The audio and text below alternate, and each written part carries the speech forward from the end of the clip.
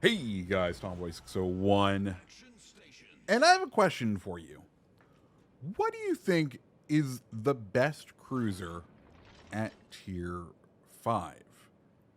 I started wondering about this because over the weekend on Reddit, this thread popped up, and Exeter keeps coming to mind for me as the best tier 5 cruiser, with only a couple of others really making that list. So today, after I couldn't get Exeter out of my head, I decided let's go ahead and take her out, show off a game in her, and talk about why I think she is the best cruiser at tier 5. But before we do that, if you like these World of Warships videos, hit that like button, hit that subscribe button, and let's just go ahead and dive on in. So what is Exeter? She is one of the premium tier 5 cruisers, mostly known for her agility and her array of consumables paired with some pretty good guns. And I know there are going to be some haters out there because they're going to look at the DPM of these guns and say, Tommy, 6 guns, 12-second reload, that is some of the worst DPM stats at the tier. And I say, yes, but DPM isn't everything. So Exeter has 203 millimeter guns. Our current build with Bruce Fraser is 11.3 second reload, and with Fraser doubling up on the fire chance, we have a 20% chance to set fire, which means well, we're gonna get a ton of fires in this game. There's our first one, but I want you to watch and just see how consistent we are able to set fires with her. And because we are consistent with being able to set fires, you're going to see us have the ability to set tons of permanent fires, right? We have Hugo right there with a permanent fire. We can go ahead, leave him, let him burn. We get an instant double fire on Oklahoma. We notice Hugo has actually put out those fires, and now we can turn our attention back to them because the fire chance on these guns is so consistent that we can go ahead and farm damage at all time. And that's the key with Exeter, is it is all about farming that damage over time with the fires. The alpha strike on these guns, admittedly, is not the best. HE is 2,850, which is not the best. AP is pretty decent alpha-wise, 4,550, but when you consider you only have 6 guns, it's not the best. Now, I will say that AP is special British AP, short fused, which means when you come up against an enemy cruiser, this AP is particularly deadly because you are just able to get those citadels at all sorts of close ranges when you would usually get overpens. And when that happens, it allows you to be a particularly dangerous threat to the enemy cruisers. Now, that isn't the end-all, be-all at this tier. I don't know if you've noticed, but if you look at the game and you look at a lot of tier 5 games, they're going to be dominated by battleships. And that's simply because at tier 5, battleships are king. They are able to still overpen every single spot on a cruiser. So if they get any hits, they do some pretty substantive damage. But good news for Exeter, what it lacks in armor, like every single one of its brethren, other than maybe Graf Spey, it makes up for in maneuverability. And this is the hidden side benefit of Exeter. Now, I will say that with our current build, we aren't particularly built into maneuverability. If we wanted to do that, we would probably be running William Tennant and his abilities to get a much more squirrely Exeter. But even so, with just having the rudder mod in that second slot, we do have a rudder shift time of 4.9 seconds, which is relatively quick for cruisers at the tier, and it does allow us to make some maneuvers that we would otherwise not be able to do. It allows us to juke, it allows us to dodge, and when we're at a tier where armor doesn't exist for our class, the next best thing is going to be maneuverability. Speed is my armor and such. And in that case, 33 knot top speed, 650 meter turning circle is going to do just fine by us. Outside of all of that, we do also have a pretty good grouping of consumables. Our heal isn't the most impressive heal. The sonar is pretty decent, with it being able to reach out to 5.1 kilometers for ships and 3.6 for torpedoes.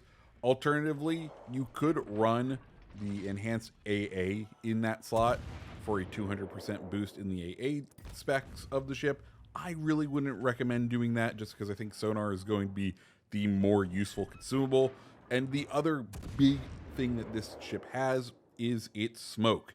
This is kind of what sets it apart. Most British heavy cruisers do not have smoke. It is an oddity for British heavy cruisers to have smoke, and Exeter does get that smoke screen, which allows it to farm incredibly well, especially when you pick out those positions. Now, you could also give up that smoke for what is relatively useless fighter aircraft. I think someone else I saw some people in the comments yelling, "Tommy, fighter aircraft aren't useless. They're great with Arthas."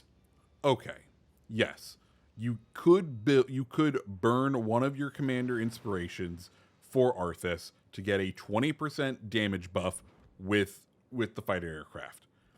I don't think you should do that. Arthas has his time in place.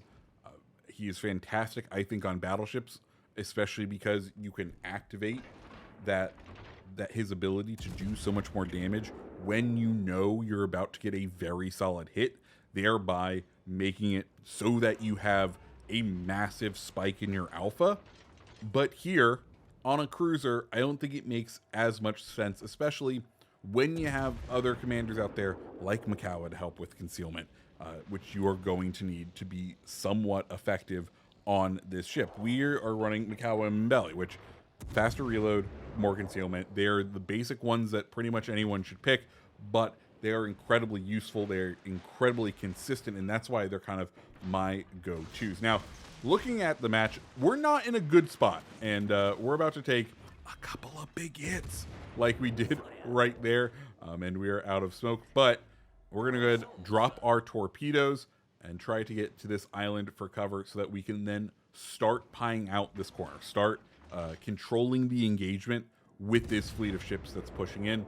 We do have an Omaha, which is just a juicy steak because you can pretty much overmatch him wherever, and we kind of want to catch him first, get his guns offline. One of the things, as he does end up taking a torpedo, which is, hey, we will take it, and we pick up the Confederate too during that time. Also, update, we're at 15 fires in this game. Just a talking point on target prioritization. There is usually a hierarchy of what ships you should shoot first. The top of it is always going to be destroyers when you can see them, and that's because you have a limited amount of time to engage them.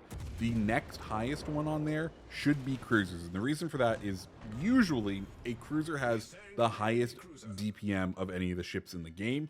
It is by default a glass cannon, and if you leave those guns up and operating longer, they are going to take more health away from your team, which is going to negatively impact your chance of winning. At this point, we prioritized that Omaha, and well, he's now at the bottom of the sea, but we're still not doing too well. We're going to continue to hug this island here. We have the fires on Huga. I'm more interested in getting Oklahoma, as we do pick up the good old high caliber on the fires off of Huga, but we need to get this Oklahoma and this Huga dealt with, because right now it's not looking great for our team. We're going to go ahead and burn our last smoke screen as Oklahoma and Huga are closing in, and we don't have the maneuvering room to really do anything, but we want to be able to continue to use our guns. We're going to go ahead and let our second racks of torpedoes loose and kind of just start chipping away at Oklahoma. And this is one of the other kind of strong suits of Exeter right here, right? We had that nice quick little engagement with the Omaha. Now we've been able to transition to farming on these larger battleships. If a destroyer does pop up, we should be able to do some okay damage to him while he's up. Huga goes down. Unfortunately, we don't get the assist medal on him, but that's okay because we do end up picking up the kill on the Oklahoma, now up to 19 fires for the match.